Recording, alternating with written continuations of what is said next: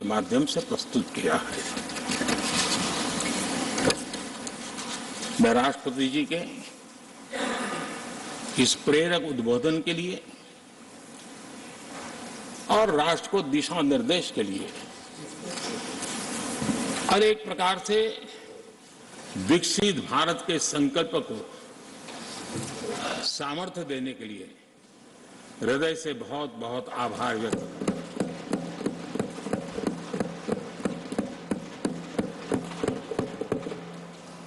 चर्चा के दरमियान अनेक मान्य सदस्यों ने अपने विचार रखे और चर्चा को समृद्ध करने का अपने अपने तरीके से प्रयास भी किया। इस चर्चा को समृद्ध करने के प्रयास करने वाले सभी आदरणीय साथियों का भी मैं हृदय से आभार व्यक्त करता हूं, अभिनंदन करता हूं।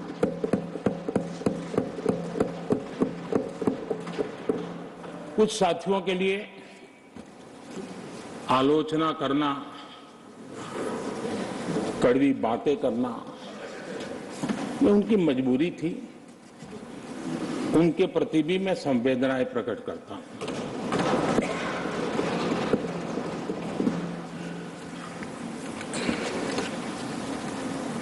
मैं उस दिन तो कह नहीं पाया, लेकिन मैं खड़गे जी का विशेष आभार प्रकट करता हूं।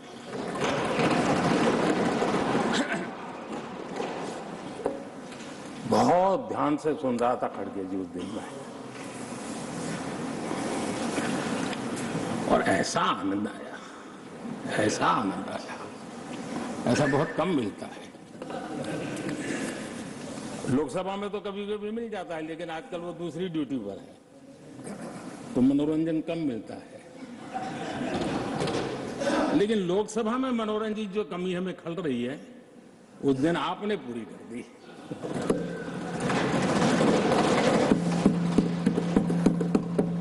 और मुझे प्रसन्नता इस बात की थी कि माननीय खड़गे जी काफी लंबा और बड़ी इम्तिहान वजह से शांति से बोल रहे थे। समय भी काफी लिया था। तो मैं सोच रहा था कि आजादी मिली कैसे, इतना सारा बोलने की आजादी मिली कैसे। तो मैं बस सोच तो रहा था, लेकिन बाद में मेरे ध्यान में आया कि दो स्पेशल कमांडर जो रहते ना उस दिन नहीं थे और आजकल नहीं रहते वो।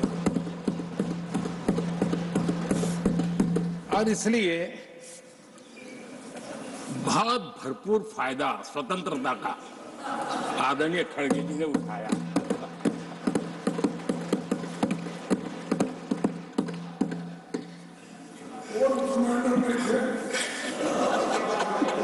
और मुझे लगता है कि उस दिन खड़गे जी ने सिनेमा का एक गाना सुना होगा, ऐसा मौका फिर कहां मिलेगा।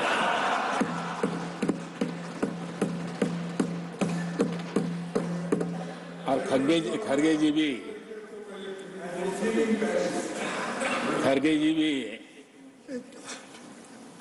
एम्पायर नहीं है, कमांडोज नहीं है, तो चौके छक्के मारने में मजा आ रहा था उनको।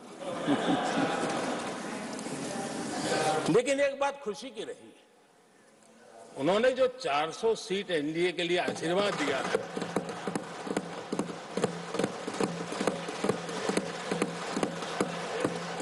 और मैं खड़गे जी के इन आशीर्वाद को, आपके आशीर्वाद मेरे सौराठों पर, अब आपको आशीर्वाद वापिस लेना तो ले सकते हैं, क्योंकि एक कमांडो तो आ गए हैं।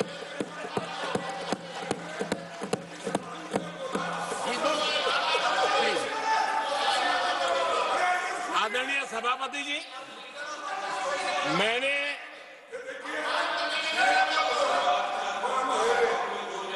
आदरणीय सभापति जी, मुझे पिछले वर्ष का वो प्रसंग बराबर याद है। उस सदन में हम बैठते थे और देश के प्रधानमंत्री की आवाज को गला घोंटने का भरपूर प्रयास किया गया। हम बड़े धैर्य के साथ, बड़ी नम्रता के साथ आपके एक एक शब्द को सुनते रहे और आज भी आप न सुनने की तैयारी के साथ आए हैं। आप न सुनने की तैयारी के साथ आए हैं, लेकिन मेरी आवाज को आप दबा नहीं सकते हैं।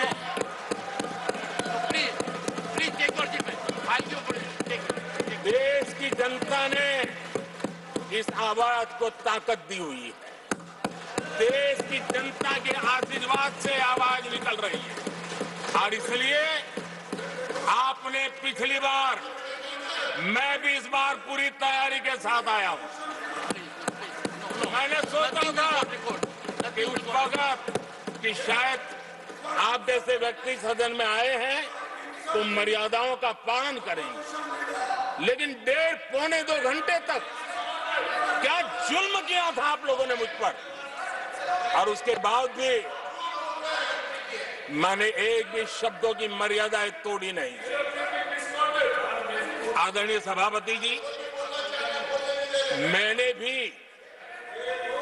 एक प्रार्थना की है और प्रार्थना तो कर सकते हैं और मैं तो करता रहता हूं। पश्चिम बंगाल से आपको जो चैलेंज आई है,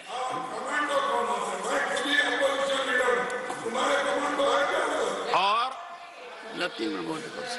पश्चिम बंगाल से चैलेंज आई है कि कांग्रेस 440 पार नहीं कर पाएगी, 40 पार नहीं कर पाएगी। मैं प्रार्थना करता हूं कि आप 40 बचा पाए।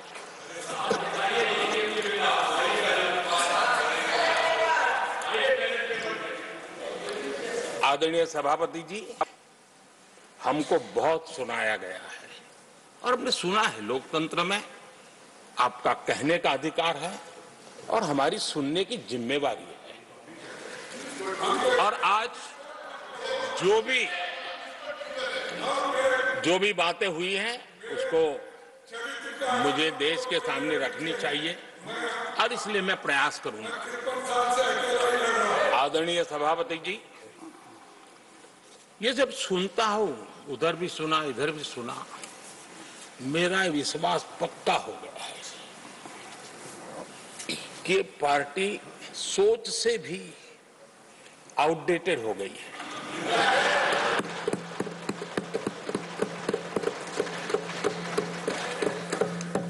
और जब सोच आउटडेटेड हो गई है तो उन्होंने अपना कामकाज भी आउटसोर्स कर दिया है। देखते ही देखते इतना बड़ा दल, इतने दशकों पर तक देश पर राज करने वाला दल, ऐसा पतन, ऐसी गिरावट, हमें खुशी नहीं हो रही है।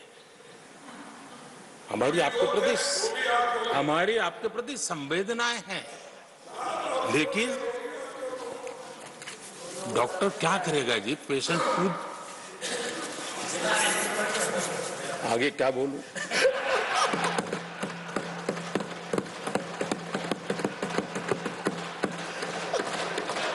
आदरणीय सभापति जी, ये बात सही है कि आज बहुत बड़ी बड़ी बातें होती हैं, सुनने की ताकत भी खो चुके हैं, लेकिन मैं तो देश के सामने बात रखने के लिए जरूर कहूंगा। जिस कांग्रेस ने सत्ता के लालच में सरेआम लोकतंत्र का गला घोंट दिया था, जिस कांग्रेस ने दर्जनों बार लोकतांत्रिक तरीके से चुन करके आई सरकारों को रातों रात भंग कर दी थी, बर्खास्त कर दी, जिस कांग्रेस ने देश की संविधान लोकतंत्र की मर्यादाओं को जेल के सलाखों के पीछे बंद कर दिया था, जिस कांग्रेस ने अखबारों पर ताले लगाने तक की कोशिश की थी, आवाज जो कांग्रेस देश को तोड़ने के नैरेटिव घड़ना का नया शौक उनको पैदा हुआ, इतना तोड़ा कम नहीं है, अब उत्तर दक्षिण को तोड़ने के लिए बयान दिए जा रहे हैं।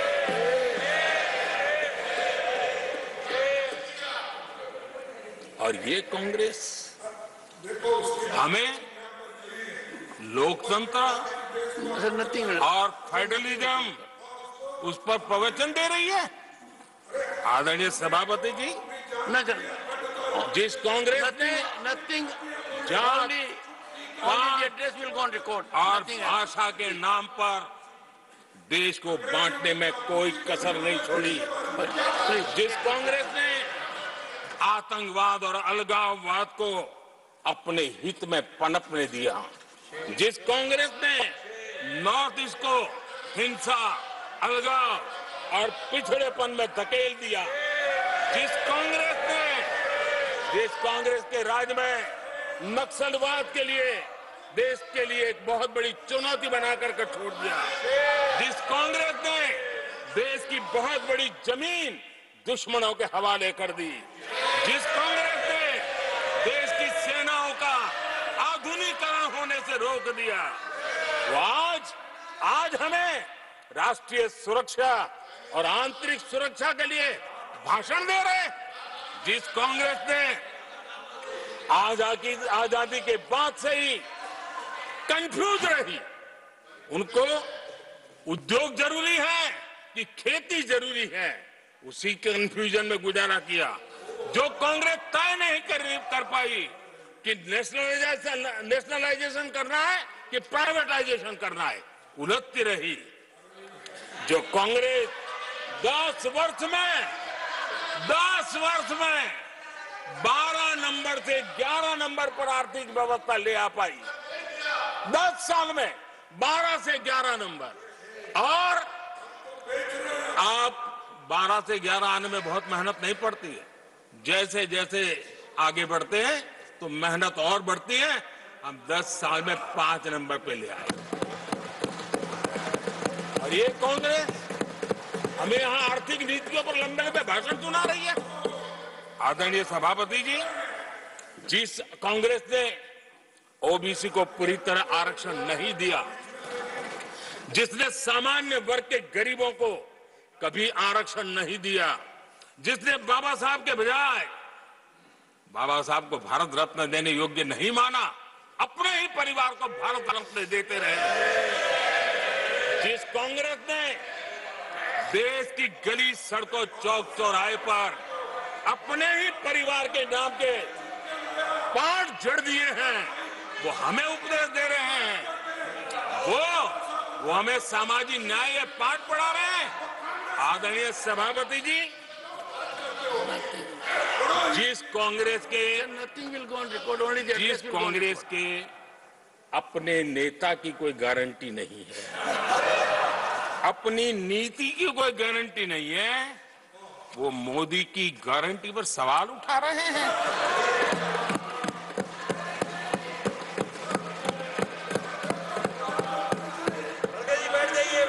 आदरणीय सभापति जी, आदरणीय सभापति जी, यहां एक शिकायत थी,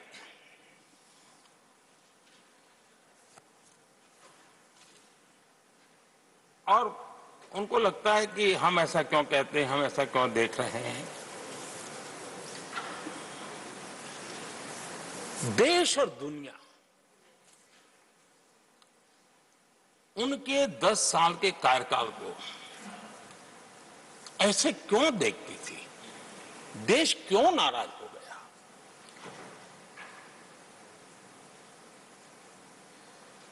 इतना गुस्सा देश को क्यों आया? आदरणीय सभापति जी, हमारे कहने से सब नहीं हुआ है। खुद के कर्मों के फल और अब तो सामने रहते हैं, वो कोई दूसरे जन्म में नहीं होते हैं, इसी जन्म में। आदरणीय सभापति जी, कुछ हम किसी को बुरा नहीं कहते, हमें क्यों कहना चाहिए? जब उन्हीं को लोगों ने बहुत कुछ कहा हो तो मुझे क्या कहने की जरूरत है? मैं एक वक्तव्य सदन के सामने रखना चाहता हूं। मैं पहला कोट पढ़ रहा हूं। सदस्यगण जानते हैं, ये कोटेशन है। सदस्यगण जानते हैं कि हमारी ग्रोथ धीमी हो गई है और फिस्कल डेफिसिट बढ़ गया है। महंगाई दर बीते 2 वर्षों से लगातार बढ़ रही है। करंट अकाउंट डेफिसिट हमारी उम्मीदों से कहीं अधिक हो चुका है। ये कोट मैंने पढ़ा, ये किसी भाजपा के नेता का कोट नहीं है, नहीं ये कोट मेरा है। आदरणीय सभापति जी, यूपीए सरकार के 10 साल पर तत्कालीन प्रधानमंत्री आदरणीय पीएम के रूप में रहे श्रीमान मनमोहन सिंह जी ने कहा और खुद के कार्यकाल में कहा, ये हालत थी, उन्होंने वर्णन किया था। आदरणीय सभापति जी, अब मैं दूसरा कोट पढ़ता हूं। देश में व्यापक गुस्सा है, पब्लिक ऑफिस के मिसयूज को लेकर भारी गुस्सा है।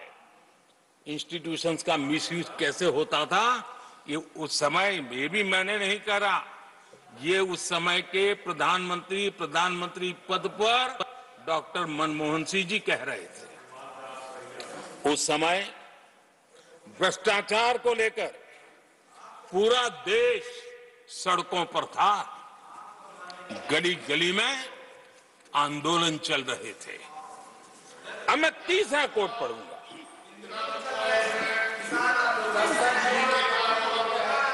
एक संशोधन की कुछ पंक्तियां हैं, इसको भी आप सुनिए। टैक्स कलेक्शन में भ्रष्टाचार होता है, इसके लिए जीएसटी लाना चाहिए।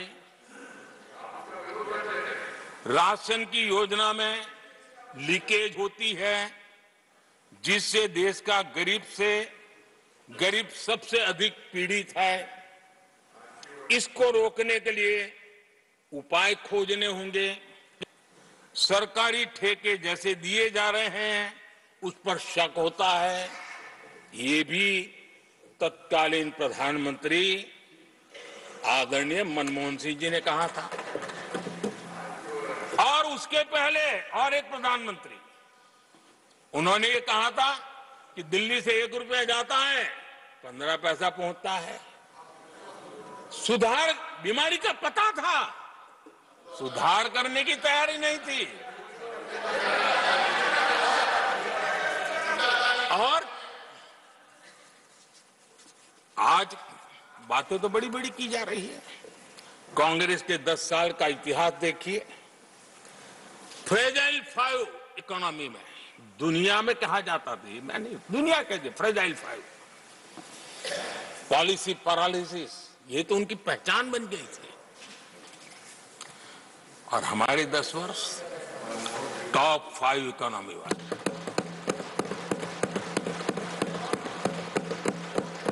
हमारे बड़े और निर्णायक फैसलों के लिए 10 साल याद किए।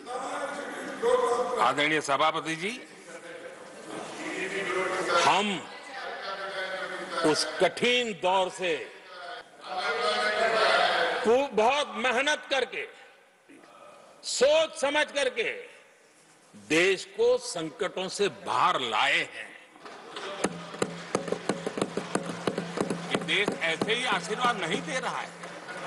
आदरणीय सभापति जी, यहां सदन में अंग्रेजों को याद किया गया। Unbecoming conduct. Please continue. No please please. आदरणीय सभापति जी, इस सदन में अंग्रेजों को याद किया गया। अब राजा महाराजाओं का तो अंग्रेजों के साथ गहरा नाता रहा था उस समय, तो अब मैं जरा पूछना चाहता हूं कि अंग्रेजों से कौन इंस्पायर्ड था। मैं तो ये तो नहीं पूछूंगा कि कांग्रेस पार्टी को जन्म किसने दिया था, ये तो मैं नहीं पूछूंगा। आजादी के बाद भी देश में गुलामी की मानसिकता को किसने बढ़ावा दिया। अगर आप अंग्रेजों से प्रभावित नहीं थे तो अंग्रेजों की बनाई दंड संहिता, पिनल कोड, आपने क्यों नहीं बदली। आदरणीय सभापति जी, अगर आप अंग्रेजों से प्रभावित नहीं थे तो अंग्रेजों के जमाने के सैकड़ों कानून क्यों चलते रहे। आप अगर अंग्रेजों से प्रभावित नहीं थे तो लाल बत्ती कल्चर, ये लाल बत्ती कल्चर इतने दशकों बाद भी क्यों चलता। अगर आप अंग्रेजों से प्रभावित नहीं थे तो भारत का बजट शाम को 5 बजे इसलिए आता था क्योंकि ब्रिटिश पार्लियामेंट का सुबह शुरू होने का समय होता था। ये ब्रिटेन की पार्लियामेंट के समय के अनुकूल शाम 5 बजे बजट की परंपरा क्यों चलाए रखी थी आपने। कौन अंग्रेजों से इंस्पायर था। अब आप अंग्रेजों से प्रेरित नहीं थे तो हमारी सेनाओं के चिन्हों पर आज भी गुलामी के प्रतीक अब तक क्यों बने हुए थे। हम एक के बाद एक हटा रहे हैं। अगर आप अंग्रेजों से प्रेरित नहीं थे तो राजपथ को कर्तव्य पथ बनने के लिए मोदी का इंतजार क्यों करना पड़ा। आदरणीय सभापति जी, अगर आप अंग्रेजों से प्रभावित नहीं थे तो अंडमान और निकोबार इन द्वीप समूहों पर आज भी अंग्रेजी सत्ता के निशान क्यों लटके पड़े थे। आदरणीय सभापति जी, अगर आप अंग्रेजों से प्रभावित नहीं थे तो इस देश के सेना के जवान देश के लिए मन मिटते रहे, लेकिन देश के जवानों के सम्मान में एक वॉर मेमोरियल तक आप बना नहीं पाए थे। क्यों नहीं बनाया। अगर आप अंग्रेजों से इंस्पायर्ड नहीं थे, प्रभावित नहीं थे तो भारतीय भाषाओं को हीन भावना से क्यों देखा। स्थानीय भाषा में पढ़ाई के प्रति आप लोगों की बेरुखी क्यों थी। आदरणीय सभापति जी, अगर आप अंग्रेजों से प्रेरित नहीं थे तो भारत को मदर ऑफ डेमोक्रेसी बताने में आपको कौन रोकता था। आपको क्यों महसूस नहीं हुआ कि दुनिया में। आदरणीय सभापति जी, मैं सैकड़ों उदाहरण दे सकता हूं कि आप किस प्रभाव में काम करते थे और देश को सुनते ये सारी बातें याद आने वाली है। आदरणीय सभापति जी, मैं एक और उदाहरण देना चाहता हूं। कांग्रेस ने नैरेटिव फैलाया और इस नैरेटिव का परिणाम क्या हुआ कि भारत की संस्कृति और संस्कारों मानने वाले लोगों को बड़े हीन भाव से देखा जाने लगा, ढकियानों से मानने लगा गया और इस प्रकार से एक हमारे अतीत के प्रति अन्याय करने की नौबत आई है। अपनी मान्यताओं को गाली देते हैं, अपनी अच्छी परंपराओं को गाली देते हैं तो आप प्रोग्रेसिव है। इस प्रकार के नैरेटिव गढ़े जाने लगे देश में और उसका नेतृत्व कहां होता था ये दुनिया भली बातें जानती है। दूसरे देश से आयात करना, उसको गर्व का, और भारत की कोई चीज है तो दूसरे दर्जे की है, ये स्टेटस बना दिया गया था। ये स्टेटस सिंबल बाहर से आया, मेड इन फॉरेन स्टेटस बना दिया था। ये लोग आज भी वोकल फॉर लोकल बोलने से बच रहे हैं। मेरे देश के गरीबों के कल्याण का काम हो रहा है। आज आत्मनिर्भर भारत की बात उनके मुंह से नहीं निकलती है। आज मेक इन इंडिया कोई बोलता है तो उनके पेट में चूहे दौड़ने लग जाते हैं। आदरणीय सभापति जी, देश ये सब देख चुका है और अब समझ भी चुका है और उसी का परिणाम आप भुगत भी रहे हैं। आदरणीय सभापति जी, राष्ट्रपति जी ने अपने अभिभाषण में विस्तार से चार सबसे बड़ी जातियों के विषय में हम सबको संबोधित किया था। युवा, नारी, गरीब और हमारे अन्नदाता। हम जानते हैं इनकी समस्याएं ज्यादातर एक समान है, उनके सपने भी एक समान है और उसके समाधान अगर करने हैं तो थोड़ा 19-20 का फर्क पड़ेगा, लेकिन इन चारों वर्गों के समाधान के रास्ते भी एक ही हैं और इसलिए उन्होंने बहुत ही उपयुक्त रूप से राष्ट्र का मार्गदर्शन किया है कि इन चार स्तंभों को मजबूत करिए, देश विकसित भारत की तरफ तेज गति से आगे बढ़ेगा।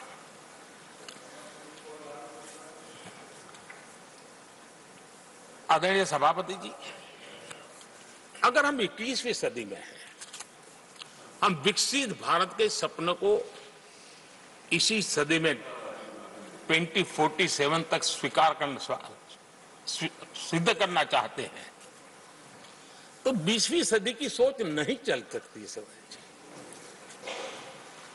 20वीं सदी का स्वार्थी एजेंडा,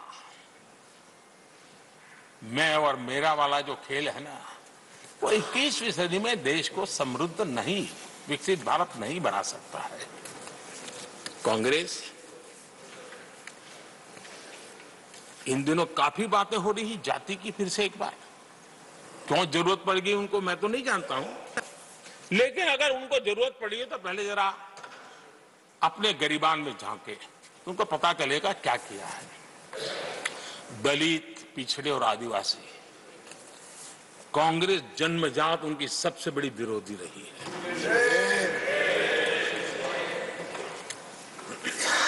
और मैं तो कभी कभी सोचता हूं अगर बाबा साहब न होते ना तो शायद कि एससी एसटी को आरक्षण मिलता कि नहीं मिलता, ये भी मेरे मन में सवाल उठता है।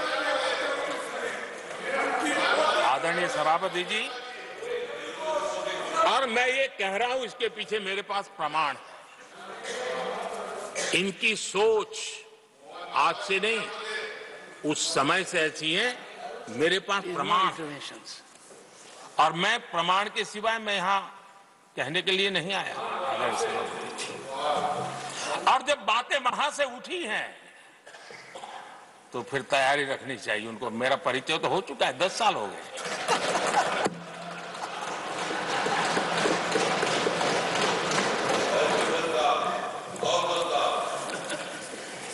एक बार, और मैं आदरपूर्वक नेहरू जी को इन दिनों ज्यादा याद करता हूं, क्योंकि हमारे साथियों की अपेक्षा रहती है कि जरा उनको तो बोलो, कुछ तो बोल रहा थे।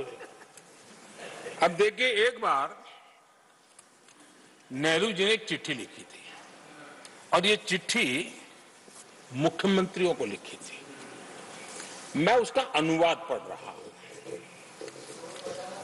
उन्होंने लिखा था, ये देश के प्रधानमंत्री पंडित नेहरू जी द्वारा उस समय के देश के मुख्यमंत्रियों को लिखी गई चिट्ठी है, ऑन रिकॉर्ड है। मैं अनुवाद पढ़ता हूं। मैं किसी भी आरक्षण को पसंद नहीं करता और खासकर नौकरी में आरक्षण तो कतई नहीं। मैं ऐसे किसी भी कदम के खिलाफ हूं जो अकुशलता को बढ़ावा दे, जो दोयम दर्जे की तरफ ले जाए। ये पंडित नेहरू ने मुख्यमंत्रियों को लिखी हुई चिट्ठी है और तब जाकर के मैं कहता हूं ये जन्मजात इसके विरोधी है। नेहरू जी कहते थे अगर एससी, एसटी, ओबीसी को नौकरियों में आरक्षण मिला तो सरकारी काम का स्तर गिर जाएगा। और आज जो आंकड़े गिनाते हैं ना कि इतने यहां है, इतने यहां है, उसका मूल यहां है, क्योंकि उस समय उन्होंने रोक दिया था रिक्रूटमेंट ही मत करो।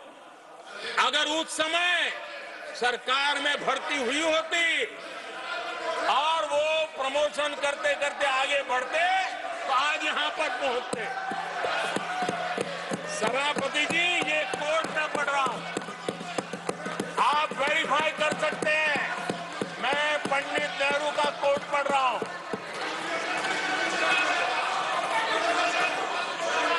प्लीज। और आदरणीय सभापति जी, Leader of opposition was heard in rapt attention. Are you setting this example? Leader of opposition was heard in rapt सभापति attention. Ji. Please sit down. Sit down. आप तो जानते हैं नेहरू जी ने जो कहा वो कांग्रेस के लिए हमेशा से पत्थर की लकीर होता है। नेहरू जी ने कहा मतलब पत्थर की लकीर उनके लिए। दिखावे के लिए आप कुछ भी कहें, लेकिन आपकी सोच ऐसे कई उदाहरणों से सिद्ध होती है। मैं अनगिनत उदाहरण देख सकता हूं, लेकिन मैं एक उदाहरण जरूर देना चाहता हूं, और वह उदाहरण मैं जम्मू कश्मीर का देना चाहता हूं। कांग्रेस ने जम्मू कश्मीर के एससी, एसटी, ओबीसी को 7 दशकों तक उनके अधिकारों से वंचित रखा।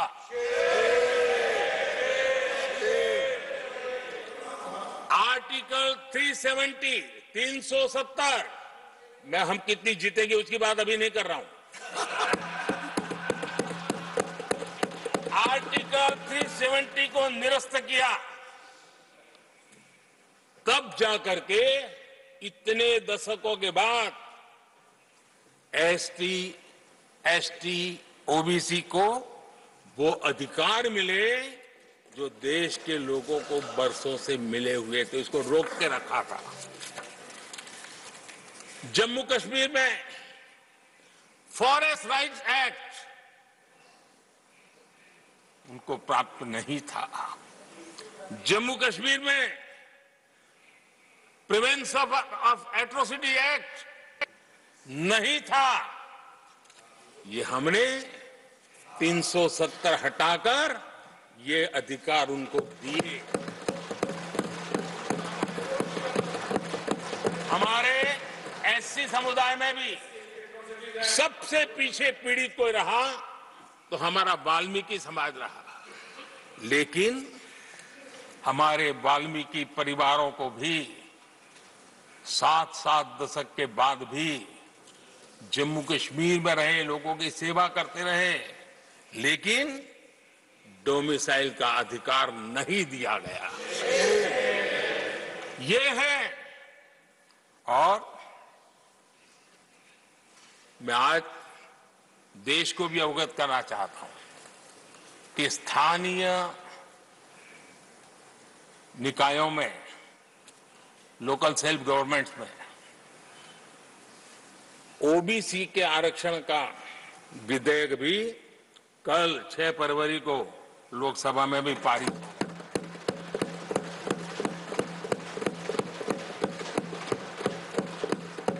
आदरणीय सभापति जी, एससी, एसटी, ओबीसी उनको बड़ी भागीदारी देने में कांग्रेस और साथियों को हमेशा परेशानी रही है। बाबा साहब की राजनीति को, बाबा साहब के विचारों को खत्म करने के लिए कोई कसर उन्होंने छोड़ी नहीं है। वक्तव्य अवेलेबल है, चुनाव में क्या क्या बोला गया वो भी अवेलेबल है। इसको भारत रत्न भी देने की तैयारी नहीं थी, वो भी भाजपा के समर्थन से और सरकार बनी, तब बाबा साहब को छोड़ दिया। इतना ही नहीं, सीताराम केसरी अति पिछड़ी जाति से कांग्रेस पार्टी के अध्यक्ष उठा करके फुटपाथ पर फेंक दिया गया। ओबीसी, वो वीडियो अवेलेबल है, वो देश ने देखा सीताराम केसरी के साथ क्या हुआ। और आदरणीय सभापति जी, इनके एक मार्गदर्शक अमेरिका में बैठे। सभापति जी, इनके एक मार्गदर्शक अमेरिका में बैठे। Sir, only the address will go on record. जो Only address, no. पिछले चुनाव में हुआ तो हुआ के लिए फेमस हो गए थे और कांग्रेस इस परिवार के काफी करीबी है।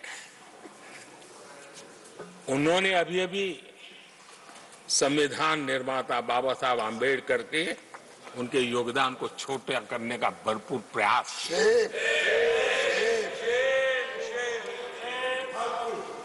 आदरणीय सभापति जी, देश में पहली बार एनडीए ने एक आदिवासी बेटी को राष्ट्रपति बनाने के लिए प्रस्ताव, उनको उम्मीदवार बनाया। आपका हमसे वैचारिक विरोध हो वो एक बात है, अगर हमसे वैचारिक विरोध होता, आपने सामने कैंडिडेट खड़ा किया होता, मैं समझ सकता था, लेकिन वैचारिक विरोध नहीं था। क्यों? क्योंकि हमारे यहां से गया हुआ व्यक्ति आपने उम्मीदवार बनाया, इसलिए वैचारिक विरोध नहीं था। आपका विरोध एक आदिवासी बेटी के लिए था और इसलिए आपने, और ये जब सांगमा जी चुनाव लड़ रहे वो भी एक आदिवासी नॉर्थ ईस्ट के, उनके साथ भी यही किया गया था।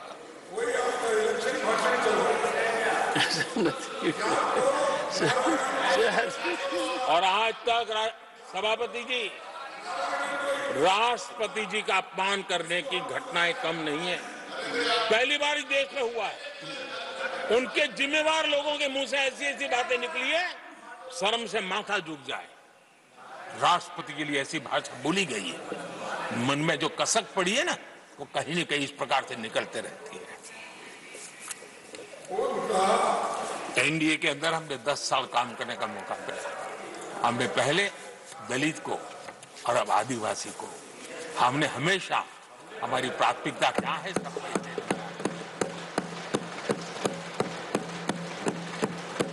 आदरणीय सभापति जी, जब हम हमारी सरकार के परफॉर्मेंस की बात करता हूं,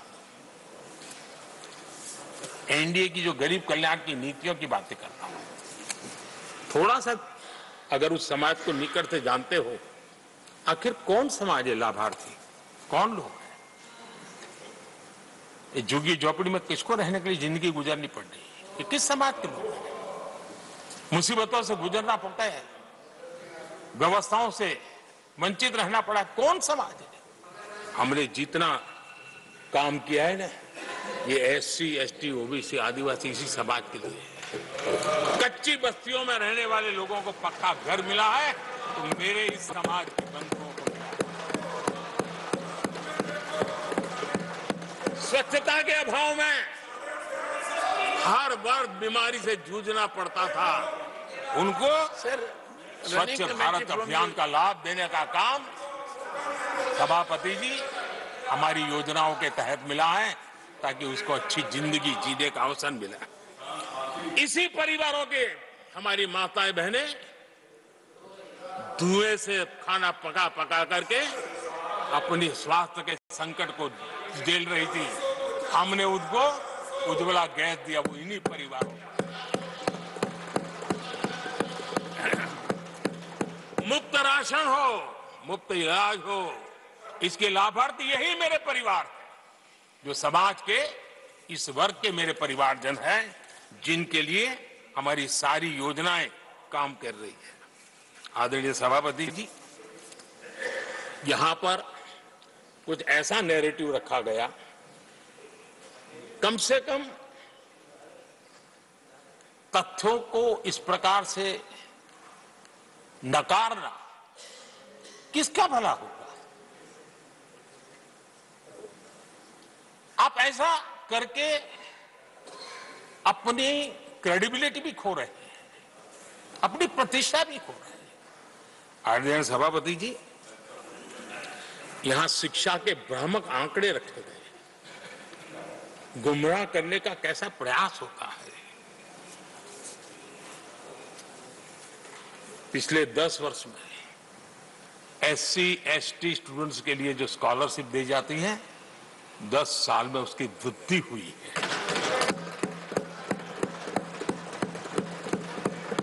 इन 10 वर्षों में स्कूलों में, हायर एजुकेशन में नामांकन की संख्या भी बहुत बढ़ी है और ड्रॉप आउट बहुत तेजी से कम हुआ। आदरणीय सभापति जी, 10 साल पहले 120 एकलव्य मॉडल स्कूल थे। आदरणीय सभापति जी, आज 400 Eklavya model.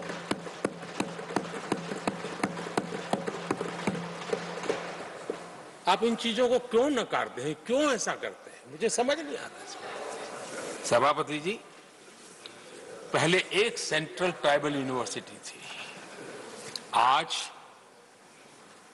2 central tribal universities हैं।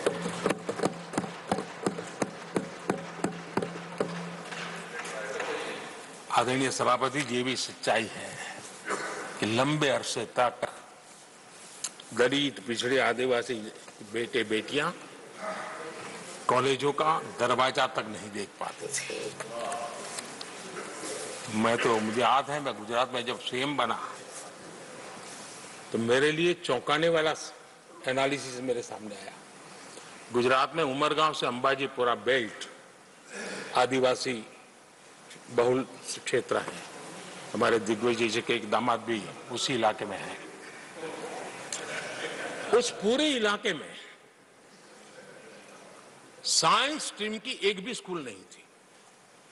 मैं जब वहां गया, अब उस इलाके में मेरे आदिवासी बच्चों के लिए साइंस स्ट्रीम की स्कूल नहीं होगी तो इंजीनियरिंग, डॉक्टरी का तो सवाल ही कहां उठता है। ऐसी मिनिमम चीजें और यहां पर क्या भाषण दे रहे हैं जी। आदरणीय सभापति जी, और मैं बताना चाहता हूं, सदन को गर्व होगा, संतोष, आप उस सदन में बैठे हैं, वहां एक ऐसी सरकार आपके साथ बात कर रही है कि ऐसी सरकार नेतृत्व कर रही है जहां कितना बड़ा परिवर्तन आया। आप उस समाज का विश्वास बढ़ाइए, उनका हौसला बुलंद कीजिए, वो देश की मुख्य धारा में तेजी से आगे बढ़े, उसके लिए हम प्रयास करें, सामूहिक प्रयास करें। आप देखिए, आदिवासी और हमारे SC SC समाज के विद्यार्थियों का नामांकन, मैं कुछ आंकड़े रखना चाहता हूं। उच्च शिक्षा में SC विद्यार्थियों का नामांकन 44% बढ़ा है।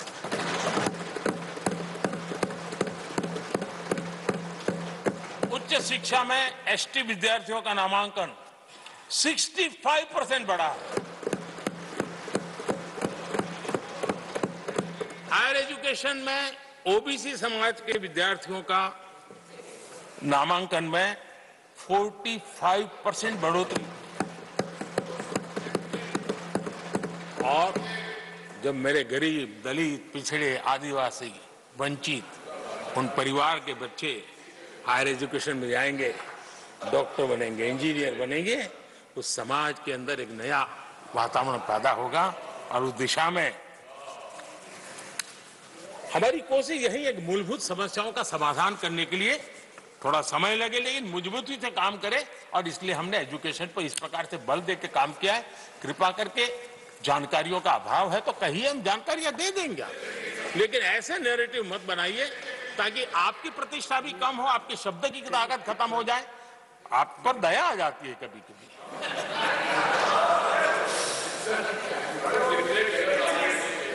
आदरणीय सभापति जी, सबका साथ सबका विकास ये नारा नहीं है, ये मोदी की गारंटी है।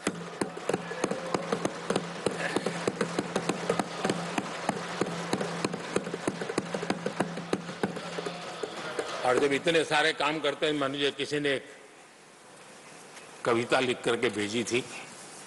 कविता तो बड़ी लंबी है, तो उसमें एक वाक्य है, मोदी की गारंटी का दौर है, मोदी की गारंटी का दौर है। नए भारत की भोर, नए भारत की भोर, आउट ऑफ वारंटी चल रही दुकानें, आउट ऑफ वारंटी चल रही दुकानें, खोजे अपनी ठोर।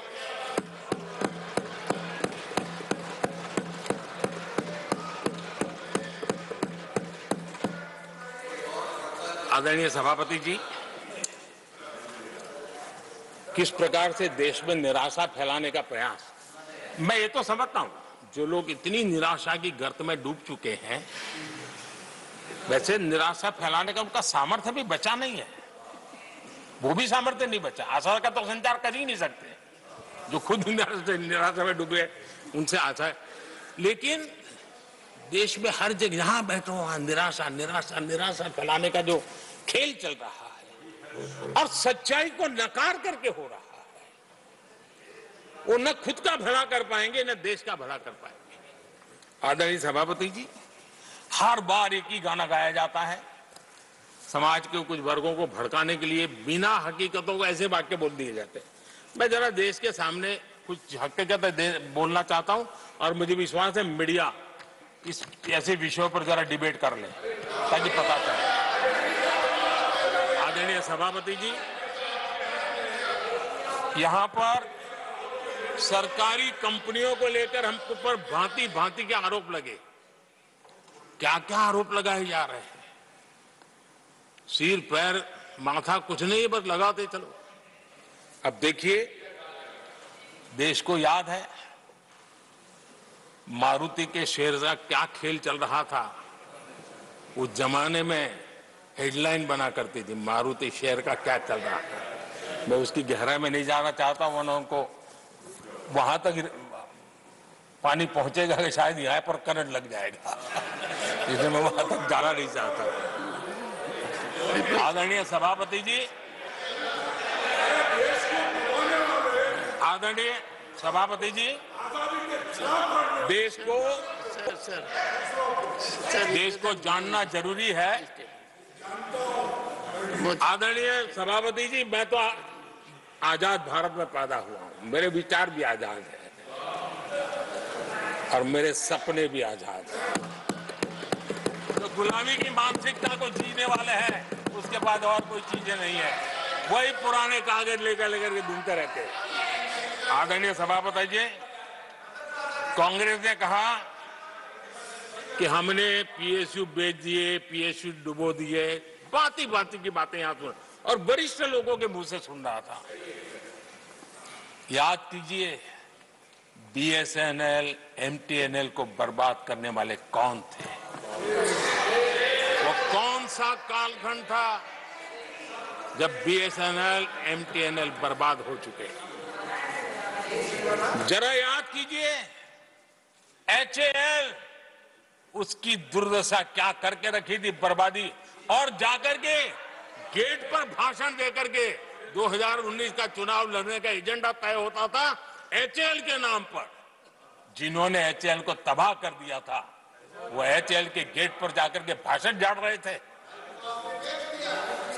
आदरणीय सभापति जी, एयर इंडिया को किसने तबाह कर दिया, किसने बर्बाद कर दिया, ये हालत कौन लाया था?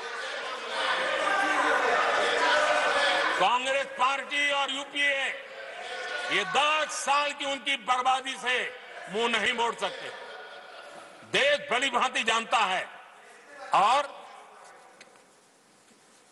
अब मैं हमारे कार्यकाल के जरा सफलता की बात बताना चाहता हूं। आदरणीय सभापति जी, आज जिस बीएसएनएल को आपने तबाह करके छोड़ा था ना, वो बीएसएनएल आज made in India 4G, 5G उस तरफ आगे बढ़ रहा है और दुनिया का ध्यान आकर्षित कर रहा है। आदरणीय सभापति जी, एचएएल के लिए इतने भ्रम फैलाए, आज रिकॉर्ड मैन्युफैक्चरिंग एचएएल की कर रहा है, रिकॉर्ड रेवेन्यू जनरेट कर रहा है एचएएल, जिसको लेकर के इतने जो होले चलाए। और कर्नाटका में एशिया की सबसे बड़ी हेलीकॉप्टर बनाने वाली कंपनी एचएएल बन गई। कहां छोड़ा था, कहां जाके लगाया, हमने पहुंचाया। आदरणीय सभापति जी, एक कमांडो जहां नहीं है, एलआईसी को लेकर भी पता नहीं कैसे कैसे बड़े विद्वत्तापूर्ण बयान देते थे। एलआईसी का ऐसा हो गया, एलआईसी का वैसा हो गया, एलआईसी का यूं हो गया। जितनी गलत बातें एलआईसी को लिए बोलनी चाहिए बोली, और तरीका यही है, किसी को बर्बाद करने अफवाह फैलाओ, झूठ फैलाओ, भ्रम फैलाओ। और टेक्निक वही है, गांवों में किसी का बड़ा बंगलो हो, लेने का मन करता हो, लेकिन हाथ ना लगता हो, तो फिर हवा फैला देते, ये भूतिया बंगला है, यहां जो जाता है ऐसी हवा फैला देते, कोई लेता नहीं, फिर पैदा करके लपक लेते। एलआईसी क्या चलाया। आदरणीय सभापति जी, मैं सीना तान करके सुनाना चाहता हूं, आंखें ऊंची करके सुनाना चाहता हूं, आज एलआईसी के शेयर रिकॉर्ड स्तर पर ट्रेड हो रहे हैं। जो आदरणीय सभापति जी, अब प्रचार किया जा रहा है, पीएसयू बंद हो गए, पीएसयू बंद हो गए। अब उनको तो याद भी नहीं होगा क्या है, बस किसी ने पकड़ा दिया, बोलो बोलो। 2014 में देश में 234 पीएसयू थे, 234 2000 उनके यूपीए के 10 साल के कालखंड में। अब 14 में जब उन्होंने छोड़ा, 234 आज 254 है। 234 थे, आज 254 है। अब भाई कोई कौन सा अरिथमेटिक वो जानते हैं, बेच दिए, अब बेचने के बाद 250 हो गया। क्या क्या कर रहे हो आप लोग। आदरणीय सभापति जी, आज अधिकतर पीएसयू रिकॉर्ड रिटर्न दे रहे हैं और इन्वेस्टर्स का भरोसा पीएसयू की तरफ बढ़ रहा है। छोटा सा भी शेयर बाजार जानते, इनको समझ आता है, नहीं समझता है तो किसी को पूछो। आप सभापति जी देखिए, बीएसई पीएसयू इंडेक्स में बीते एक वर्ष के दौरान लगभग 2 गुनी उछाल हुई है। आदरणीय सभापति जी, 10 साल पहले, यानी 2014, 4 से 14 के बीच की बात करता हूं, पीएसयू का नेट प्रॉफिट करीब करीब 1.25 लाख करोड़ था, और इस 10 वर्ष में पीएसयू का नेट प्रॉफिट 2.5 लाख करोड़ है।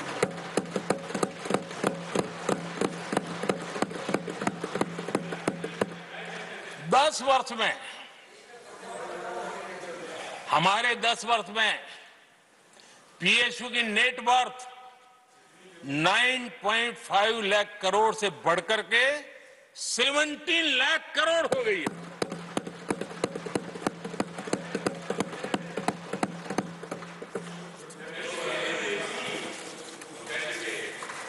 आदरणीय सभापति जी, इनका हाथ जहां भी लगता है ना, उसका डूबना तय हो जाता है। और उससे यही दशा करके उन्होंने छोड़ी थी। हम मेहनत करके इतनी बाहर लाए, इतनी प्रतिष्ठा बढ़ी है। आपको खुशी होनी चाहिए, भ्रम मत फैलाइए, बाजार में हवा ऐसी न फैलाइए कि देश के सामान्य निवेशक के मन को उलझन में आ जाए। ऐसा काम आप नहीं कर सकते। आदरणीय सभापति जी, इन लोगों की मर्यादा इतनी है, अब इन्होंने अपने युवराज को एक स्टार्टअप बना करके दिया है। अब वो नॉन स्टार्टर है।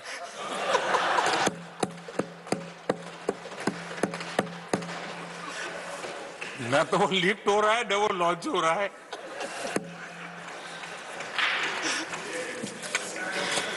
आदरणीय सभापति जी,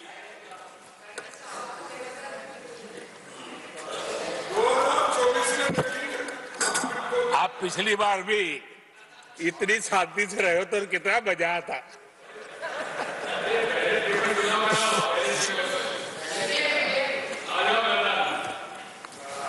आदरणीय राष्ट्रपति जी, आदरणीय सभापति जी,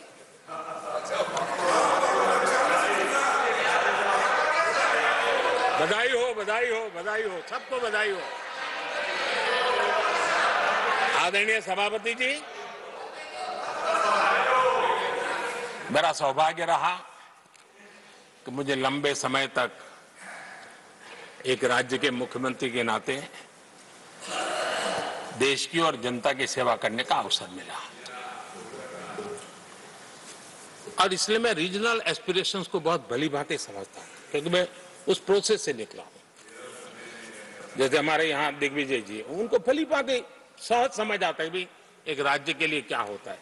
हम लोग उसी दुनिया से निकल करके आए हैं, तो हमें अनुभव है, पता है।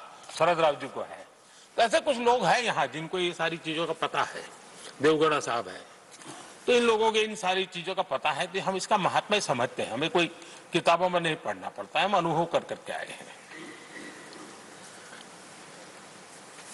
और ये भी सच्चाई है साहब, 10 साल यूपीए की पूरी शक्ति गुजरात को क्या कुछ न करने में लगी हुई थी, अब कल्पना नहीं कर सकते। लेकिन मैं आंसू नहीं बहाता, मैं रोने की मेरी आदत नहीं थी। लेकिन तब भी उतने संकटों के बावजूद भी, उतने जुल्म के बाद भी, हर प्रकार की मुसीबतों को झेलते हुए भी, मेरी तो मुसीबत ऐसी थी कि यहाँ किसी मिनिस्टर से मुझे अपॉइंटमेंट नहीं मिलती थी। वो कहते थे, भाई आप जानते हो मेरी तो दोस्ती है, मैं फोन पे बात कर लूंगा, लेकिन कहीं फोटो वोटो निकल गए, ये डर रहता था। यहाँ मंत्रियों का डर ऐसा था। अब खैर उनकी मुसीबतें मैं समझ सकता हूं। मेरे यहाँ एक बार बहुत प्राकृतिक आपदा आई, मैंने उस समय प्रधानमंत्री जी को बड़ा रिक्वेस्ट किया कि आप आइए, एक बार जरा देख लीजिए। उनका कार्यक्रम बना, फिर साहब एक एडवाइजरी कमेटी बनी थी ना, शायद वहां से हुक्म आया, तो कोई हेलीकॉप्टर से हवाई निरीक्षण करे वो तो मैं समझ सकता हूं। साहब वो कार्यक्रम बदल करके साउथ में किस राज्य में गए तो मुझे याद नहीं रहा, और बोले हम हवाई जहाज से ऊपर से देख लेंगे, हम गुजरात में नहीं आएंगे। मैं सूरत पहुंचा हुआ था, वो आने वाले थे, मैं जानता हूं आखिर में क्या हुआ होगा। तो आप कल्पना कर सकते हैं साहब, प्राकृतिक आपदा में भी मैंने ऐसी मुसीबतों को झेला है, लेकिन उसके बावजूद भी उस समय भी मेरा मंत्र था, आज भी मेरा मंत्र है कि देश के विकास के लिए राज्य का विकास, भारत के विकास के लिए गुजरात का विकास, और हम सबको इसी रास्ते पर चलना चाहिए। हम राज्यों का विकास से ही राष्ट्र का विकास कर पाएंगे। इस पे कोई विवाद नहीं हो सकता है, कोई विवाद नहीं हो सकता है। और मैं आपको विश्वास देता हूं सभापति जी, राज्य अगर एक कदम चलता है तो 2 कदम चलने की ताकत देने के लिए मैं तैयार हूं।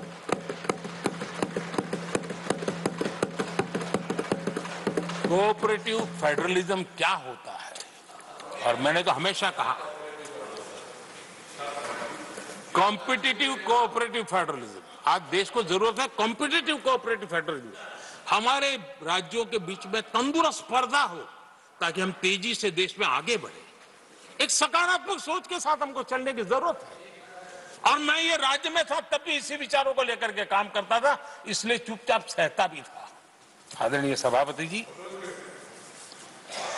कोविड एक उदाहरण है। इतना बड़ा संकट आया दुनिया का,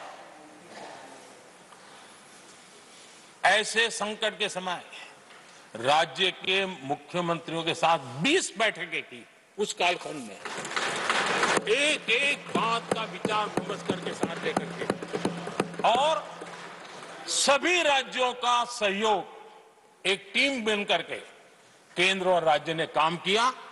दुनिया जिस मुसीबत को झेल नहीं पाई, हम सब ने मिल करके, किसी एक को क्रेडिट मैं कभी नहीं दूंगा, सब ने मिल करके इस देश को बचाने के लिए जो हो सकता है,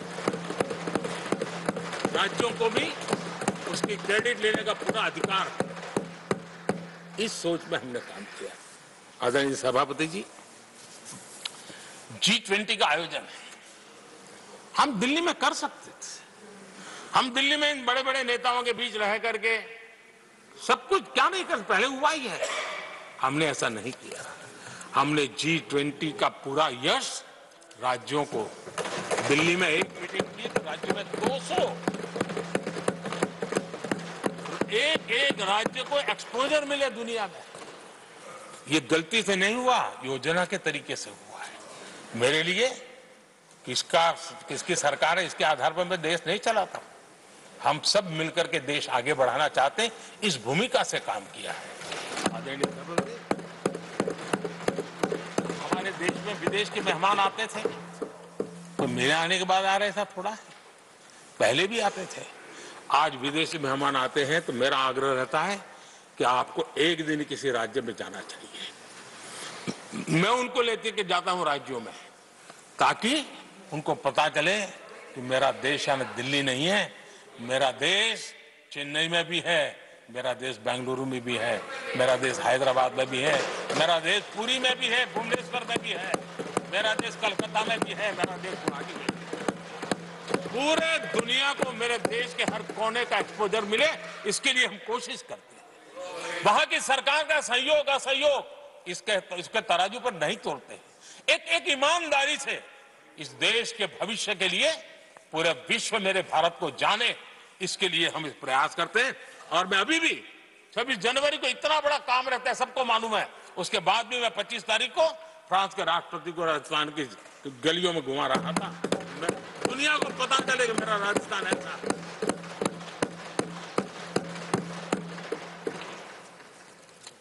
आदरणीय सभापति जी, हमने एक बहुत बड़ा कार्यक्रम लिया जिसकी विश्व में एक मॉडल के रूप में चर्चा हो रही है, एस्पिरेशनल डिस्ट्रिक्ट। एस्पिरेशनल डिस्ट्रिक्ट की जो सफलता है ना, उसमें 80% भूमिका मेरे राज्यों के सहयोग की है। राज्यों ने जो सहयोग किया है, उन्होंने एस्पिरेशनल डिस्ट्रिक्ट की मेरी भावना को समझा है। आज उस एस्पिरेशनल डिस्ट्रिक्ट को आगे बढ़ाने के लिए 80% ताकत राज्यों से मिल रही है, डिस्ट्रिक्ट लेवल के अफसरों से मिल रही है। और जो राज्य, वो राज्य की औसत में भी आखिरी पायदान पे खड़े थे, वो आज नेशनल एवरेज के साथ कंपटीशन करने लगे। ये डिस्ट्रिक्ट कभी पिछड़ी डिस्ट्रिक्ट मानी जाती थी। ये सबका सहयोग से हो रहा है, और इसलिए हमारे कार्यक्रमों की रचना ही सबको साथ लेकर के चलने की है और मिल करके देश के भविष्य को बनाने की है। आज देश का हर कोना, हर परिवार विकास के फल प्राप्त करे, ये हम सबका दायित्व है और हम उसी दिशा में जाना चाहते हैं। हम हर राज्य को उसका पूरा हक भी देना चाहते हैं। लेकिन मैं आज एक अहम मुद्दे पर मेरी पीड़ा व्यक्त करना चाहूंगा। आदरणीय सभापति जी, एक राष्ट्र हमारे लिए सिर्फ जमीन का टुकड़ा नहीं है, हम सब के लिए एक इकाई ऐसी है जो प्रेरणा देने वाली इकाई है। जैसे शरीर होता है, शरीर में जैसे अंगांगी भाव होता है, अगर पैर में कांटा लगे तो पैर ये नहीं कहता है, हाथ कभी नहीं सोचता है कि मुझे क्या, पैर को कांटा लगा है, पैर पैर का काम करेगा, पल भर में हाथ पैर के पास पहुंच जाता है, कांटा निकालता है। कांटा पैर को लगता है, आंख ये नहीं कहती कि आंसू मैं क्यों बहाऊं, आंसू आंख से निकलते हैं। हिंदुस्तान के किसी भी कोने में दर्द हो तो पीड़ा सबको होनी चाहिए। अगर देश का एक कोना, अगर शरीर का एक अंग अगर काम नहीं करता है तो पूरा शरीर अपंग माना जाता है। शरीर जिस प्रकार से, अगर देश का भी कोई कोना, देश का कोई क्षेत्र विकास से वंचित रह जाएगा तो देश विकसित नहीं हो सकता है। और इसलिए हमें भारत को एक अंगांगी भाव से देखना होना चाहिए, उसको टुकड़ों में नहीं देखना चाहिए। जिस प्रकार से हिंदी और भाषा बोली जा रही है, देश को तोड़ने के लिए, राजनीतिक स्वार्थ के लिए नए नैरेटिव गढ़े जा रहे हैं, एक पूरी सरकार मैदान में उतर करके भाषा गढ़ रही है, इससे बड़ा देश का दुर्भाग्य क्या हो सकता है? आप मुझे बताइए, झारखंड का कोई आदिवासी बच्चा अगर ओलंपिक के खेल के अंदर जाकर के मेडल लेकर आएगा तो क्या हम ये सोचते हैं कि तो झारखंड का बच्चा है? पूरा देश कहता है हमारा देश है। जब एक झारखंड का बच्चे में प्रतिभा देखते हैं और देश हजारों करोड़ रुपया, हजारों लाखों रुपया खर्च करके उसको अच्छे कोचिंग के लिए दुनिया के किसी देश में भेजता है, तो हम ये सोचेंगे कि खर्चा झारखंड के लिए हो रहा है, क्या देश के लिए नहीं हो रहा है? हम क्या करने लगे हैं, क्या भाषा बोलने लगे? इस देश का गौरव, हमारे यहां वैक्सीन, देश के करोड़ों लोगों को वैक्सीन का, हम ये कहेंगे वैक्सीन तो उस कोने में बनी थी इसलिए हक उनका है, देश को नहीं मिल सकती? कैसा सोच सकते हैं? क्या वैक्सीन उस शहर में बनी थी इसलिए देश के और भागों को इसका लाभ नहीं मिलेगा, ये सोचेंगे क्या? क्या सोच बन गई है? और एक राष्ट्रीय दल के अंदर से ऐसे विचार है, ये बहुत बहुत दुखद की बात है। मैं पूछना चाहता हूं आदरणीय सभापति जी, क्या अगर हिमालय कल कहना शुरू कर दें, हिमालय कल बोलना शुरू कर दें कि नदियां मेरे यहां से बहती हैं, मैं तुम्हें पानी नहीं देने दूंगा, पानी का अधिकार मेरा है, देश का क्या होगा? देश कहां जाकर के रुकेगा? अगर जिन राज्यों में कोयला है वो कह दे कोयला नहीं मिलेगा, ये हमारी संपत्ति है, जाओ तुम अंधेरे में गुजारा करो, देश कैसे चलेगा? आदरणीय सभापति जी, ऑक्सीजन, कोविड के समय हमारे यहाँ ऑक्सीजन की संभावनाएं, पूर्वी कार्य में जो उद्योग है उसके साथ देश के पूरे देश को ऑक्सीजन की जरूरत थी। अगर उस समय पूरब के लोग कह करके बैठ जाते ऑक्सीजन को हम नहीं दे सकते, हमारे लोगों की जरूरत है, देश को कुछ नहीं मिलेगा, क्या होता देश का? उन्होंने संकट झेल करके भी देश को ऑक्सीजन पहुंचाया। देश के अंदर ये भाव तोड़ने का क्या प्रयास हो रहा है? क्या इस प्रकार से देश को हमारा टैक्स, हमारे मनी किस भाषा में बोला जा रहा है? ये देश के भविष्य के लिए नया खतरा पैदा करने वाली बात है।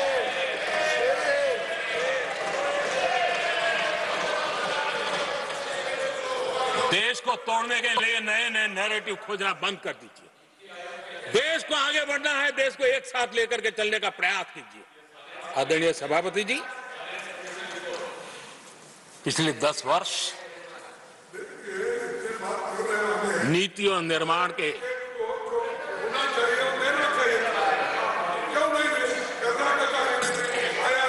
आदरणीय सभापति जी, आदरणीय सभापति जी, nothing will go on record. No. आदरणीय सभापति जी, Take your seat. नीति और निर्माण, This conduct doesn't suit your ये position. नए भारत की नई दिशा दिखाने के लिए Please take your seat. जो दिशा हमने पकड़ी, Take your seat. जो निर्माण कार्य हमने लिए हैं, बीते 1 दशक में हमारा पूरा फोकस बेसिक सुविधाएं जरूर मिले उस पर हमारा ध्यान केंद्रित रहा है। आदरणीय सभापति जी, हर परिवार का जीवन स्तर ऊपर उठे, उसके जीवन में ईज ऑफ लिविंग बढ़े। अब समय की मांग है उसकी क्वालिटी ऑफ लाइफ में हम कैसे सुधार लाए। हम आने वाले दिनों में हमारी पूरी शक्ति, पूरा सामर्थ्य ईज ऑफ लिविंग से एक कदम आगे बढ़ करके क्वालिटी ऑफ लाइफ की तरफ हम बढ़ाना चाहते हैं। हम उसके लिए जाएंगे। आदरणीय सभापति जी, आने वाले 5 वर्ष न्यू मिडिल क्लास जो गरीबी से निकल करके बाहर आए हैं, ऐसे न्यू मिडिल क्लास को नई ऊंचाई और सशक्त बनाने के लिए हम अनेक विध कार्य पहुंचाने के लिए पूरा प्रयास करने वाले हैं। और इसलिए हमने सामाजिक न्याय का जो मोदी कवच दिया है ना, उस मोदी कवच को और मजबूत बनाना और ताकत देने वाले हैं। आदरणीय सभापति जी, आजकल जब हम कहते हैं कि 25 करोड़ लोग गरीबी से बाहर आए, तो ऐसा कुतर्क दिया जाता है कि 25 करोड़ बाहर आए तो फिर 80 करोड़ को खाना अनाज क्यों देते हो। आदरणीय सभापति जी, हम जानते हैं कोई बीमार व्यक्ति हॉस्पिटल से बाहर आ जाए ना, तो भी डॉक्टर कहता है कुछ दिन इसको ऐसे ऐसे संभालिए, खाने में परहेजी रखिए, ढिकना करिए, फलाना करिए, ये कहना क्यों, कहीं दोबारा वहां मुसीबत में ना आ जाए। जो गरीबी से बाहर निकला है ना, उसको ज्यादा संभालना चाहिए ताकि कोई ऐसा संकट आकर के फिर से गरीबी की तरफ लपक न जाए।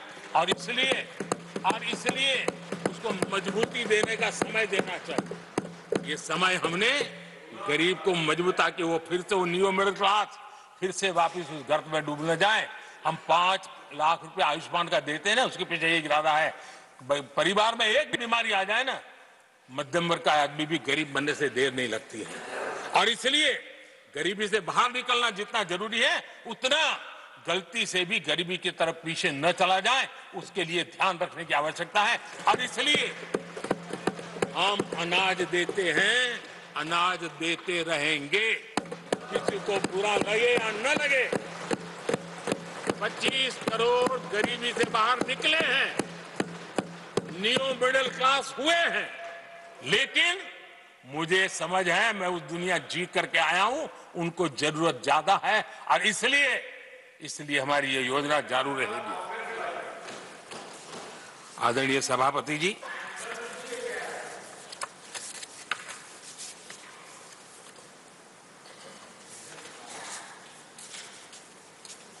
देश जानता है आदरणीय सभापति जी, और इसीलिए मैंने गारंटी दी है। मेरी गारंटी है गरीबों के 5 लाख रुपए तक की इलाज की सुविधा आगे भी मिलती रहेगी। मेरी गारंटी है, मोदी की गारंटी है।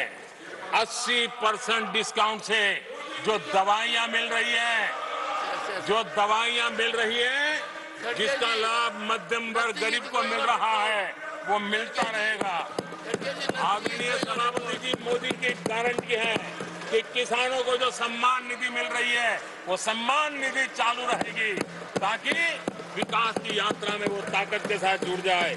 आदरणीय सभापति जी, गरीबों को पक्के घर देने का मेरा अभियान है। अगर परिवार बड़ा होता है, नया परिवार बनता है, पक्के घर देने का मेरा कार्यक्रम जारी रहेगा। नल से जल योजना मेरा पक्का इरादा है और मेरा पक्की गारंटी है कि नल से जल, हम नए शौचालय बनाने की जरूरत पड़ेगी, मेरा पक्की गारंटी है, हम जारी रखेंगे। ये काम सारे तेजी से चलेंगे, क्योंकि विकास का जो रास्ता, विकास की जो दिशा हमने पकड़ी है, इसको हम किसी भी हालत में जरा भी धीमी नहीं होने देना चाहते। आदरणीय सभापति जी, हमारी सरकार का तीसरा टर्म दूर नहीं है।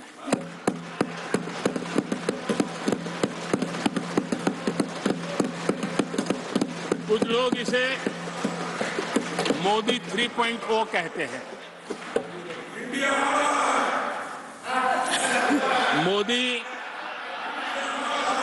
मोदी 3.0 विकसित भारत की नींव को मजबूत करने के लिए पूरी शक्ति लगा देती है। आदरणीय सभापति जी, अगले 5 साल में भारत में डॉक्टरों की संख्या पहले की तुलना में अनेक गुना बढ़ी। मेडिकल कॉलेजों की संख्या बढ़ेगी। इस देश में इलाज बहुत सस्ता और सुलभ हो जाएगा। आदरणीय सभापति जी, अगले 5 साल में हर गरीब के घर में नल से जल का कनेक्शन होगा। आदरणीय सभापति जी, आने वाले 5 साल में उन गरीब को पीएम आवास जो देने हैं, एक भी वंचित नहीं रहे, इसका पक्का ख्याल रखा जाएगा। अगले 5 साल सोलर पावर से बिजली बिल जीरो। बिजली बिल जीरो। देश के कितने नागरिकों, करोड़ों नागरिकों को बिजली बिल जीरो।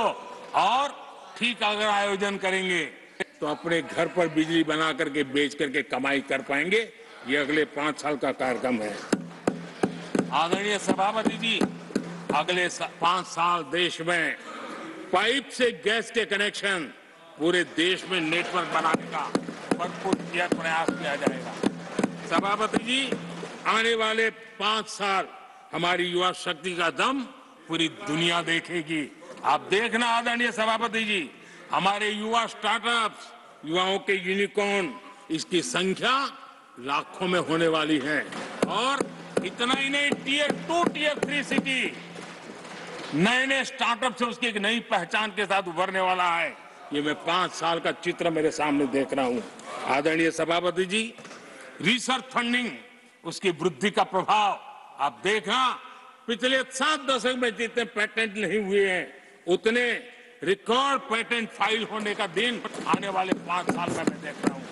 आदरणीय सभापति जी, आज मेरे मध्यम वर्ग के लाखों बच्चे विदेशों में पढ़ने के लिए चले जाते हैं। मैं वो स्थिति लाना चाहता हूं कि मेरे बच्चों के लाखों रुपए बच जाएं, मेरे देश के मध्यम वर्ग के सपने पूरे हो, बेस्ट यूनिवर्सिटी मेरे देश में हो, उच्चतम शिक्षा उनको मेरे देश में मिले और मेरे बच्चों का, उनके परिवार का पैसा बचे। इसलिए मैं कह रहा, आदरणीय सभापति जी, आने वाले 5 साल आप देख रहा, कोई भी इंटरनेशनल खेल की कंपटीशन ऐसी नहीं होगी जिसमें भारत का झंडे हर जगह पर न था। मैं देखने वाला हूं 5 साल खेल जगत के अंदर दुनिया में भारत के युवा की शक्ति की पहचान देने। आदरणीय सभापति जी, आने वाले 5 साल में भारत का पब्लिक ट्रांसपोर्ट पूरी तरह ट्रांसफॉर्म होने वाला है।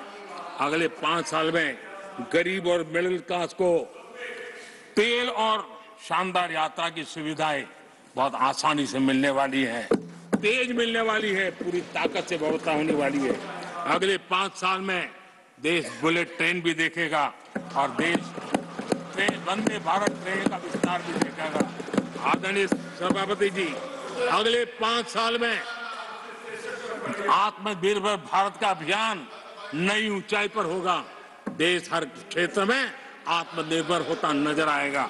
आदरणीय सभापति जी, आने वाले 5 साल में मेड इन इंडिया सेमीकंडक्टर दुनिया में हमारी गूंज होगी। इलेक्ट्रॉनिक हर गुड्स में वो चीप होगी जिसमें किसी न किसी भारतीय का पसीना होगा। आदरणीय साहब, दुनिया के इलेक्ट्रिक बाजार में, इलेक्ट्रॉनिक बाजार में एक नई गति का सामर्थ्य आने वाले 5 साल में देश देखेगा। आदरणीय सभापति जी, आज देश लाखों करोड़ रुपए का तेल इंपोर्ट करता है। अपनी ऊर्जा जरूरतों के लिए हम ज्यादा से ज्यादा आत्मनिर्भर बनने की दिशा में काम करेंगे और मुझे विश्वास है हम ऊर्जा जरूरतों पर जो डिपेंडेंसी है वो कम करने में सफल होंगे। इसे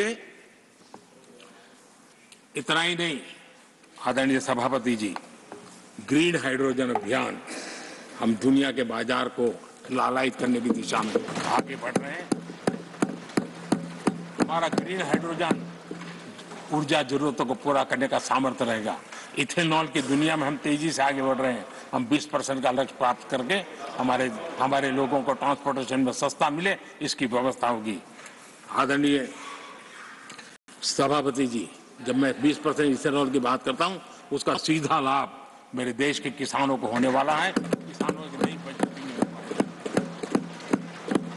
देश के हजारों करोड़ रुपए आज खाद्य थे। हम कृषि प्रधान देश तो कहते हैं, लेकिन आज भी हजारों करोड़ रुपयों का खाने का तेल हमें बाहर से लाना पड़ रहा है। हमारा देश के किसानों पर मुझे भरोसा है और मुझे पक्का जो नीतियों को लेकर के हम चलते हैं, एडिबल ऑयल में मेरा देश बहुत एक आत्मनिर्भर 5 साल में हो जाएगा और जो पैसा बचेगा मेरे देश के किसान की जेब में जाएगा, जो आज विदेश के बाजार में जाता है। आदरणीय सभापति जी, केमिकल की खेती के कारण हमारी धरती माँ को बहुत नुकसान हो रहा है। आने वाले 5 साल में नेचुरल फार्मिंग की तरफ देश के किसानों को ले जाने में हम सफलतापूर्वक आगे बढ़ेंगे। एक नया जागृति का काम होगा, हमारी धरती माँ की भी सुरक्षा होगी। आदरणीय सभापति जी, नेचुरल फार्मिंग बढ़ने से दुनिया के बाजार में भी हमारे उत्पादों की ताकत बढ़ने वाली है। आदरणीय सभापति जी, यूएन के माध्यम से मैंने मिलेट का अभियान चलाया, श्री अन्न तक के राते आज हमने उसकी पहचान दी है। मैं वो दिन दूर नहीं देखता हूं जबकि आने वाले 5 साल में दुनिया के बाजार में सुपर फूड के रूप में मेरे गांव के छोटे छोटे किसानों के द्वारा पैदा हुआ मिलेट, श्री अन्न, दुनिया के बाजार में प्रतिष्ठा होगी, सुपर फूड की प्रतिष्ठा होगी। आदरणीय सभापति जी, ड्रोन खेतों में एक नई किसानों की ताकत बन करके उभरने वाला है। 15,000 ड्रोन दीदी का कार्यक्रम ऑलरेडी हम लॉन्च कर चुके हैं। ये तो शुरुआत है, आगे बहुत सफलता दिखती है। आदरणीय सभापति जी, हम नैनो टेक्नोलॉजी को एग्रीकल्चर में लाने में प्रयोग अब तक सफल हुए हैं। हमने नैनो यूरिया में बहुत बड़ी सफलता पाई है, नैनो डीएपी की दिशा में सफलता पाई है और आज एक बोरी भर खातर लेकर के घूमने वाला किसान एक बोतल के खातर से काम चलाएगा, वो दूर नहीं है। आदरणीय सभापति जी, सहकारिता क्षेत्र में हमने एक नई मिनिस्ट्री बनाई है, उसके पीछे इरादा है कि एक सहकारिता का पूरा जन आंदोलन नई ताकत के साथ उभरे और 21वीं सदी की आवश्यकता के अनुसार उभरे, उसको भी हम, और उसका सबसे बड़ा लाभ हम 2 लाख भंडारण का काम जो हाथ में लिया है, जब 5 साल के भीतर वो पूरा हो जाएगा, छोटा किसान को भी अपनी पैदावार को रखने की जगह मिल जाएगी। किसान तय करेगा किस भाव से बाजार में बेचना है, नहीं बेचना है, उसको जो बर्बाद होने का डर था वो खत्म हो जाएगा और किसान की आर्थिक ताकत बढ़ जाएगी। पशुपालन और मछली पालन पक्का मैं कहता हूं नए रिकॉर्ड बनाने वाले। आज हमारे यहाँ पशु की संख्या है लेकिन दूध की उत्पादन कम है, हम इस स्थिति को बदल देंगे। फिशरिंग एक्सपोर्ट करने की दुनिया में हम बहुत बड़ी तेजी से विकास करेंगे, ये भी मेरा पूरा विश्वास है। हमने एफपीओ की जो रचना का प्रारंभ किया है, अनुभव बहुत अच्छा है। 5 साल के भीतर किसानों की एक नई संगठन की शक्ति और कृषि उत्पादन में वैल्यू की ताकत, ये लाभ मेरे देश के किसानों को अवश्य मिलने वाला है। आदरणीय सभापति जी, G20 की सफलता ने साफ कर दिया है और दुनिया में कोविड के बाद जो खुलापन आया, उस खुलापन का सबसे बड़ा लाभ हमने देखा है कि विश्व का ध्यान भारत की तरफ गया है और इसलिए एक बहुत बड़ा क्षेत्र टूरिज्म आने वाले दिनों में होने वाला है और जो सबसे ज्यादा रोजगार देने वाला है। आज विश्व के कई देश है जिसकी पूरी इकोनॉमी टूरिज्म पर निर्भर है। भारत में भी बहुत से राज्य ऐसे बन सकते हैं जो उनकी पूरी इकोनॉमी का सबसे बड़ा हिस्सा टूरिज्म होगा और वो दिन दूर नहीं है जिन नीतियों को लेकर के हम चल रहे हैं। भारत एक बहुत बड़ा टूरिस्ट डेस्टिनेशन बनने वाला है। आदरणीय सभापति जी, जिसका हिसाब किताब पहले बहुत कम हुआ करता था, जिसकी बातें सुनकर के हमारी मजाक उड़ाई जाती थी, जब मैं डिजिटल इंडिया की चर्चा करता था, जब मैं फिनटेक की चर्चा करता था, तब मैं जरा आउट ऑफ बॉक्स के बातें कर रहा हूं वैसा लोगों को लगता था। आउटडेटेड सोच वालों के लिए सामर्थ्य का अभाव था, लेकिन मैं पूरा विश्वास से कहता हूं आदरणीय सभापति जी, आने वाले 5 वर्ष डिजिटल इकोनॉमी की दुनिया में भारत का डंका बजने वाला है। भारत एक नई और डिजिटल व्यवस्थाएं भारत के सामर्थ्य को बढ़ाने वाली है। विश्व मानता है कि एआई का सबसे ज्यादा उपयोग कोई करने का सामर्थ्य किसी देश में होगा तो हिंदुस्तान में होगा। लेटेस्ट से लेटेस्ट टेक्नोलॉजी का उपयोग मेरा देश करेगा। आदरणीय सभापति जी, स्पेस की दुनिया में भारत का नाम रोशन हो रहा है। हमारे वैज्ञानिकों का पराक्रम नजर आने वाला और आने वाले 5 साल का जो कार्यक्रम है ना, मैं आज उसको शब्दों में बयान नहीं करना चाहता हूं, लेकिन विश्व को अचंभित करने की दिशा में हमारे वैज्ञानिक स्पेस की दुनिया में भारत को ले जाएंगे, ये मेरा पक्का विश्वास है। आदरणीय सभापति, ग्रास रूट लेवल की इकोनॉमी में बहुत बड़ा बदलाव, 10 करोड़ स्वयं सहायता जूथों में हमारी माताएं बहनें जुड़ी हो और 3 करोड़ हमारी लखपति दीदी ये अपने आप में हमारे बेटियों के उत्कर्ष की गाथा लिखते हैं। आदरणीय सभापति जी, ऐसे अनेक विविध क्षेत्र हैं जिस क्षेत्र में मैं साफ देख रहा हूं आने वाले 5 साल भारत कभी हम सुना करते थे स्वर्णिम युग था।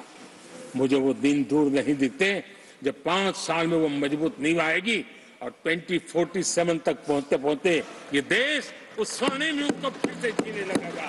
इस विश्वास के साथ आदरणीय सभापति जी, विकसित भारत ये शब्दों का खेल नहीं है, ये हमारा कमिटमेंट है और इसके लिए हम समर्पित भाव से हमारी हर सांस उस काम के लिए है, हमारी हर पल उस काम के लिए है, हमारी हर सोच उस काम के लिए समर्पित है। उसी एक भावना के साथ हम चले हैं, चल रहे हैं, चलते रहेंगे और देश आगे बढ़ता रहेगा, ये मैं आपको विश्वास देता हूं। आने वाली सदियां इस स्वर्ण काल का इतिहास में अंकित करेगी, ये विश्वास मेरे मन में इसलिए है देश की जनता का मिजाज मैं भली भांति समझ पाता हूं। देश बदलाव के 10 साल के अनुभव को देखा है, एक क्षेत्र में जो बदलाव देखा है वो तेज गति से बदलाव जीवन के हर क्षेत्र में नई ऊंचाइयां, नई ताकत प्राप्त होने वाली है और हर संकल्प को सिद्धि तक पहुंचाना ये हमारी कार्यशैली का हिस्सा है। आदरणीय सभापति जी, मैं फिर एक बार इस सदन में आप सबने जो विचार रखे उसके कारण देश के सामने सत्य रखने का मुझे जो अवसर मिला और डंके की चोट पर सत्य रखने का अवसर मिला और सदन की पवित्रता के बीच रखने का अवसर मिला है, संविधान की पूरी साक्ष्य रख करके ये विचार रखने का अवसर मिला है। मुझे विश्वास है कि देश जिनकी वारंटी खत्म हो गई है उनकी बातें सुन नहीं सकता है, जिसकी गारंटी की ताकत देखी है उसके विचारों के भी विश्वास करते हुए आगे बढ़ेगा।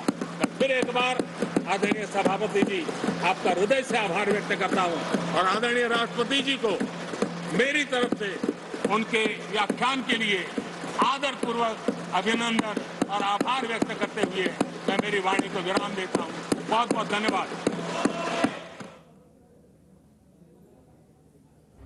तर शेतकरी सन्मान निधी सुरू राहणार, गरिबांसाठीच्या सुविधाही सुरू राहणार असं पंतप्रधान नरेंद्र मोदी यांनी संसदेत म्हटलेलं आहे।